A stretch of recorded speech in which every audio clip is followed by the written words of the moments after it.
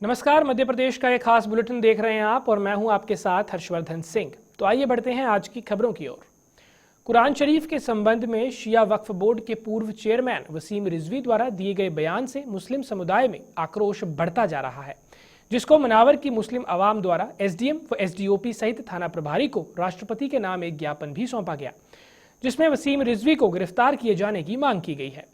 वहीं शहर सदर परवेज द्वारा ज्ञापन में कहा गया कि कुरान शरीफ के 26 आयतों को हटाने के संबंध में वसीम रिजवी द्वारा दायर की गई याचिका निंदनीय कृत्य है। धार्मिक पुस्तकों में किसी भी तरह का बदलाव करने का अधिकार किसी को भी नहीं है।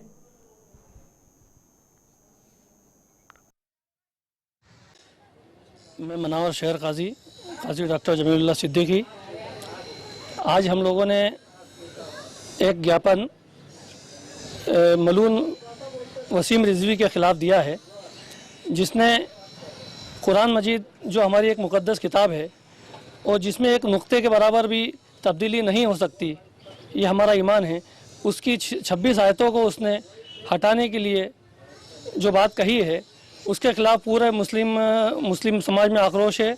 और उसी के ख़िलाफ़ आज हमने ज्ञापन एसडीएम टीआई और एसडीपी को दिया है।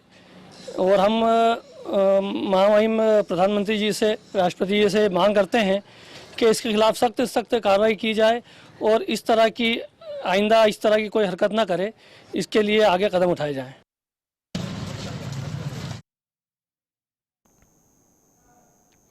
पारिवारिक जमीनी विवाद को लेकर मंडला के देवदरा निवासी रजक परिवार का कहना है कि वे वर्षों से दफ्तरों के चक्कर काटते काटते परेशान हो चुके हैं। इनके द्वारा जन सुनवाई में पहुंचकर गेट के बाहर काफी देर तक हंगामा भी किया गया और इस विषय पर अपर कलेक्टर मीना मसराम का क्या कहना है, आइए देखते हैं। से चक्कर काट रहे हैं यहाँ पे अपनी जमीन के लिए। हमारे ससुर जी की खुद की जमीन है, रजिस्ट्री वाली जमीन है, खरीदी हुई जमीन है, लेकिन इन्हों के छोटे वाले भाइयों ने उसको फर्जी में बेच दी है। होगी सुनवाई, रुक जाओ। कलेक्टर मैडम के तक साइन है हमारे पास कागज में, हमारी रजिस्ट्री में।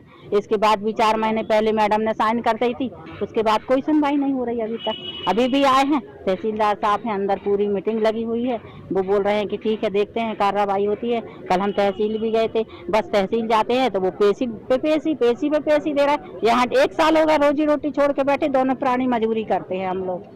बस थाली लोटा तक बेच के खा लिए, बस अब यही बचा है कि आत्महत्या कर लेंगे या फांसी लगा लेंगे। उनका जमीन का मामला है कि भाइयों ने सहमति देके बहन के नाम से जमीन कर दी है, तो अब वहाँ पे उनका मकान बना हुआ है, तो बहन उनको मकान पे वहाँ रहने नहीं दे रही। तो इनको जो केस हुआ है, यदि इस पर आपत्ति है तो इनको जो आवे केस का निराकरण हो, इससे अपील करना चाहिए आगे आप वही है। और तहसीलदार को भी मैंने बताया है, तो उसमें कोई बीच का ऐसा रास्ता निकाल के और उनकी जो समस्या का हल है उसके करने।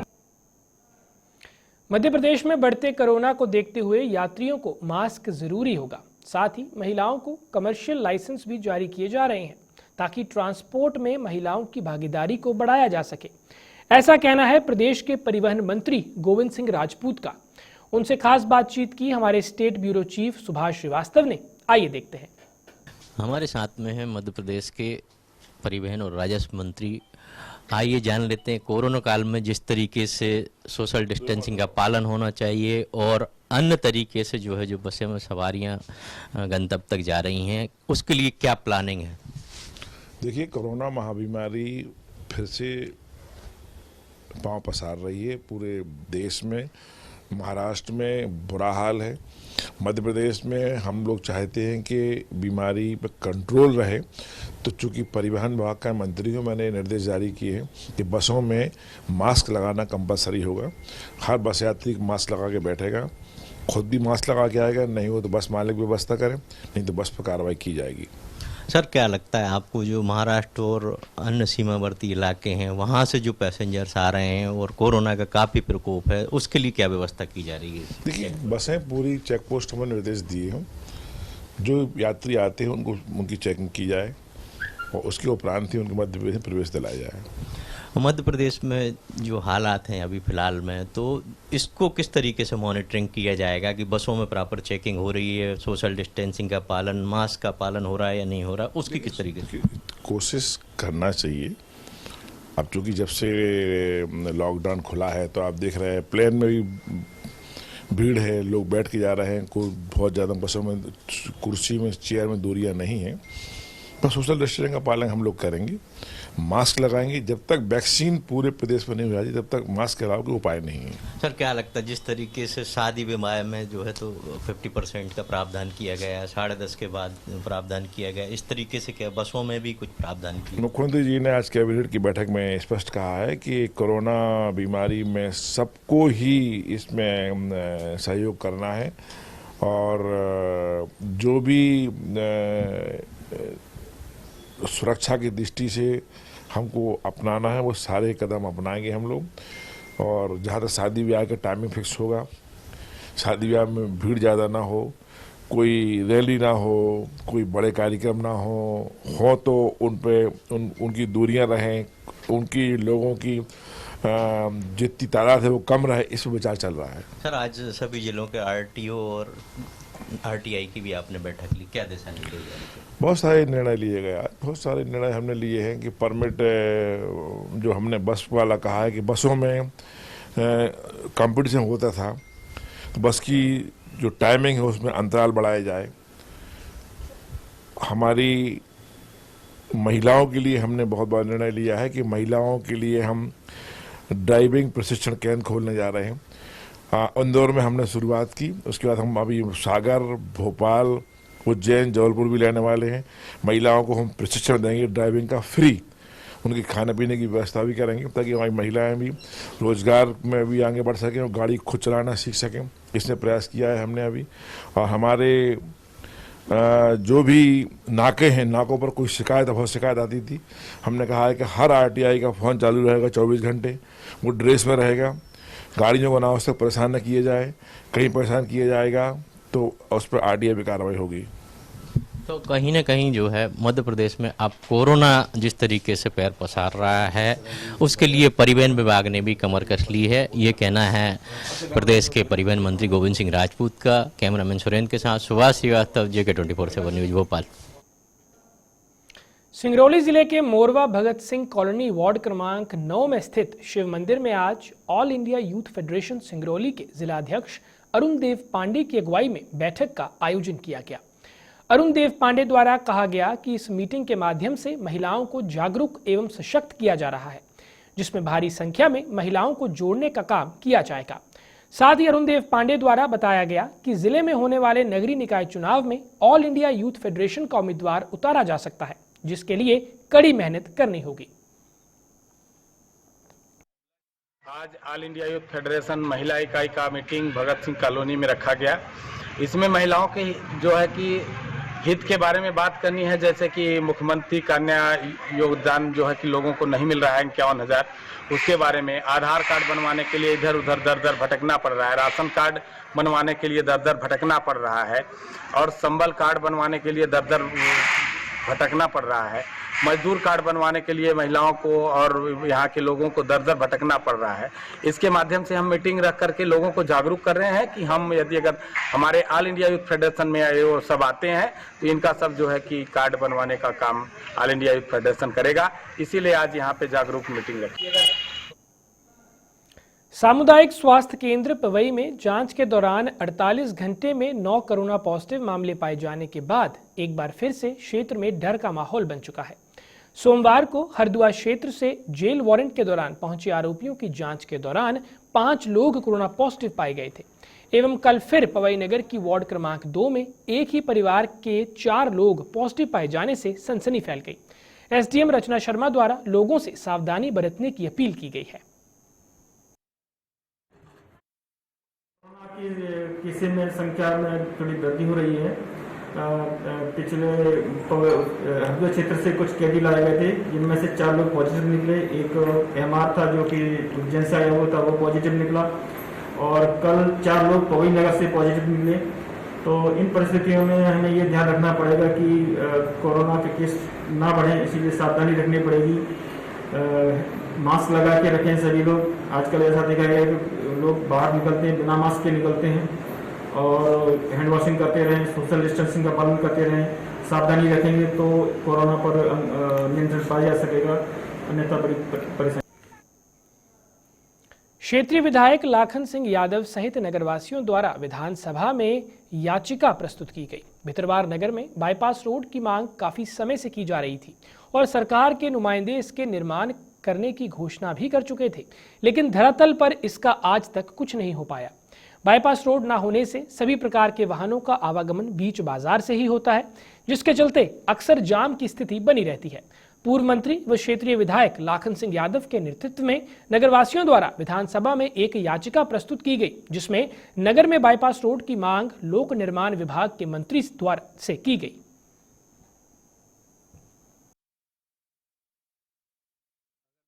निकलता है तो फायदा ही फायदा है, सारी जनता का फायदा है। मेन बाजार में जो जाम लगती है, रोज जाम की स्थिति है, एक्सीडेंट जो व्यवस्थाएं आप रोज देख रहे हैं, उसमें बदलाव आएगा और नहीं मानते तो उसके लिए आगे सरकार जिम्मेदार है।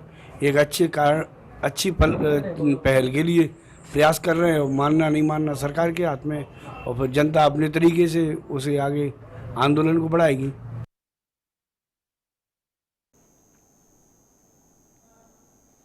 सागर के कैंट क्षेत्र के कुछ मतदाताओं का नाम मतदाता सूची से काटने का मामला प्रकाश में आया है। इस मामले को लेकर छावनी परिषद के पार्षद एवं उपाध्यक्ष वीरेंद्र पटेल महामहिम राष्ट्रपति रामनाथ कोविंद से मिलेंगे। इससे पहले वीरेंद्र पटेल इस मामले की जानकारी देश के रक्षा मंत्री राजनाथ सिंह को भी दे चुके हैं। छावनी परिषद के उपाध्यक्ष वीरेंद्र पटेल का कहना था कि पंचमंडी कैंट के निर्णय के आधार पर सागर के कैंट के रहवासियों में से कुछ के नाम मतदाता सूची से पार्षद के चुनाव के लिए तैयार की गए मतदाता सूची से काट दिए गए हैं, जबकि उन मतदाताओं ने लोकसभा एवं विधानसभा चुनावों में मतदान किया था। अब उन्हें मतदान से वंचित कर उनका मौलिक अधिकार छीना जा रहा है, जो न्यायोचित नहीं है। पचमढ़ी कैंटोनमेंट बोर्ड में आए हुए फैसले को लेकर एक व्यक्ति उससे आहत हुआ और उसने याचिका दायर की हाई कोर्ट में कि इनक्रोजर ने वोट किया है, इसलिए इस चुनाव को भंग किया जाए, और वहाँ का चुनाव भंग कर दिया गया। लेकिन यही फैसला पूरे देश में लागू कर दिया गया। उस फैसले का जो है गलत तरीके से प्रेजेंटेशन करके और यहाँ के किसानों के और देश भर की छावनियों से हजारों लोगों के, लाखों लोगों के नाम काट दिए गए। बस मैं आज इस संबंध में इतना कहना चाहता हूँ कि एक देश और एक कानून की जहाँ बात हो रही है, वहाँ पर ऐसे कैसे हो सकता है कि वो व्यक्ति पार्षद के लिए वोट नहीं कर सकता।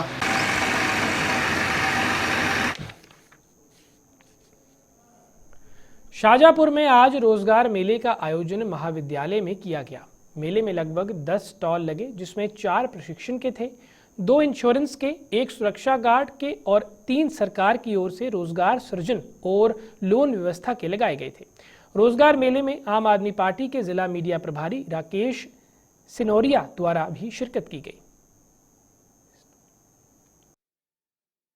व्यापम पर भ्रष्टाचार के आरोप लगते रहते हैं। जैसे आपने देखा होगा, पिछली बार कृषि विभाग की एक वैकेंसी खुली थी, उसमें एक जैसे 10 लोगों को नंबर आए थे, फिर उस पर बैन कर दिया गया। अब वो नौकरी फिर से होगी नहीं होगी ये हमें मालूम नहीं। संविदा शिक्षक कब से वेट कर रहे कि उनकी भर्ती की जाए, लेकिन नहीं की जा रही है। आपको मालूम है ये जो कॉलेज परिसर है और शिक्षा मंत्री की खुद की 2 लाख रुपए महीने की सैलरी है और 1 लाख रुपए महीने उनको तो पेंशन मिलेगी। उनको कोई मतलब नहीं युवा बेरोजगारों से। आज यहाँ पर 10 से 5 हज़ार और एक जगह तो 3,000 रुपये महीना और पर सेल्स के साथ बोनस, मतलब किसी ने बेचा तो उसको बोनस मिलेगा तो नहीं मिलेगा अगर प्रोडक्ट ठीक रहे तो। बहुत ही बेरोजगारों के लिए दुख की बात है कि यहाँ पर जो सरकार चल रही है वो सरकार तानाशाह तो है सही, अब लॉकडाउन जैसी स्थिति बनाकर शायद गरीबों और बेरोजगारों को भूखमरी में भी डाल। पूर्व से ही प्रशासनिक अधिकारियों द्वारा जनता की सुरक्षा के लिए कई दिशा निर्देश जारी किए गए हैं। अभी हाल ही में प्रदेश के मुख्यमंत्री शिवराज सिंह चौहान द्वारा निर्देश जारी किए गए कि सभी दुकानदारों को गोले बनाकर रस्सी बांधने के निर्देश, जिससे सोशल डिस्टेंसिंग का पालन किया जा सके, और जो व्यक्ति मास्क नहीं लगा रहा है उन पर चालानी कार्रवाई भी की जाए। प्रदेश में कोरोना के मामले तेजी से बढ़ रहे हैं, क्योंकि देखने में आ रहा है कि जनता द्वारा लॉकडाउन के नियमों का पालन सही तरीके से नहीं किया जा रहा है। अगर ऐसा ही चलता रहा तो कोरोना महामारी विकराल रूप धारण कर सकती है।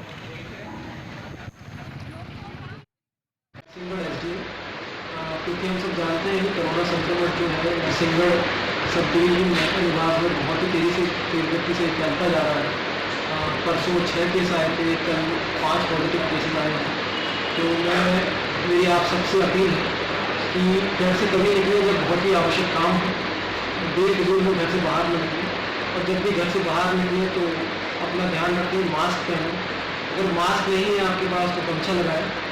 महिलाएं बहनें जो हमारी हैं वो हम चुन्नी का इस्तेमाल भी कर सकते हैं, दुपट्टे का इस्तेमाल कर सकते हैं, क्योंकि ये महामारी दिन पर दिन बढ़ती जा रही है, इसलिए हमें ही सतर्क होना पड़ेगा, नहीं तो केसेस बढ़ते जाएंगे। और जो जिला अस्पताल है और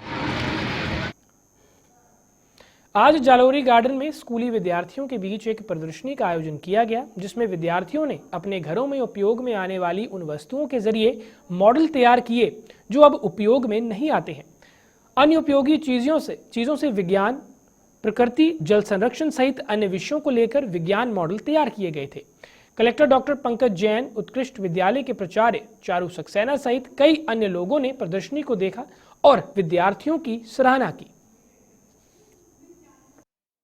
कार्यक्रम ये AIA अमेरिकन फाउंडेशन द्वारा जो एक कार्यक्रम हुआ है, अमेरिका इंडियन फाउंडेशन द्वारा, इसमें विदिशा जिले के स्कूली बच्चों द्वारा जो मॉडल बनाए गए हैं, जिसमें अधिकतर मॉडल वेस्ट मटेरियल से बनाए हैं और बच्चों ने अपने स्वयं के मेहनत से बनाए हैं। तो ये बहुत अच्छा प्रयास है और बच्चों को इससे मोटिवेशन भी मिलता है। और इसके अलावा दूसरा जो मैं इसमें देख रहा हूँ और जो बच्चों से मेरी चर्चा हो रही है कि बच्चे इसको ज़रूर ये सोचें कि इन मॉडल्स को स्केल अप कैसे किया जा सकता है, मतलब इन मॉडल को कैसे जन सामान्य के बीच तक पहुंचाया जा सकता है, या उस मॉडल में क्या बेहतरी की जा सकती है, उसके बारे में देखा जा रहा है। गुजरात से श्री राम भक्त पैदल यात्रा करते हुए टीकमगढ़ जिले की तहसील पलेरा से होते हुए अयोध्या धाम जाएंगे। भक्तों का तांता जतारा रोड से नौगाम रोड की ओर निकला। उनका कहना था कि वे लोग गुजरात से पैदल चलते हुए आ रहे हैं और वे लोग अयोध्या में श्री राम के दर्शन करने के लिए जा रहे हैं। उन्होंने बताया कि वे लोग श्री राम का नाम लेते हुए पैदल जा रहे हैं और गुजरात से वे कई दिन पहले निकले थे। हमारी पैदल यात्रा सावरकुंडला से अमरेली जिला से अयोध्या तक, अयोध्या से आगे सपिया गांव स्वामीनारायण भगवान का जन्म स्थल, 2 दिन हम अयोध्या रुकेंगे, बाद में सपिया जाएंगे, वहाँ दर्शन करके गोकुल मथुरा होके गुजरात वापस जाएंगे। बस विश्व में ये कोरोना की शांति हो जाए और सब सुखी शांति रहे। आपने जो देश बनाया है कि पैदल यात्रा करके आप अयोध्या तक जाएंगे गुजरात से, क्या संकल्प था इसके पीछे, क्या? बस विश्व शांति के लिए, बस दूसरा कोई संकल्प नहीं है। आज के लिए इतना ही, मुझे दीजिए इजाजत। नमस्कार। खबरों से अपडेट रहने के लिए हमारे चैनल को जरूर सब्सक्राइब करें और साथ ही बेल आइकॉन जरूर दबाएं।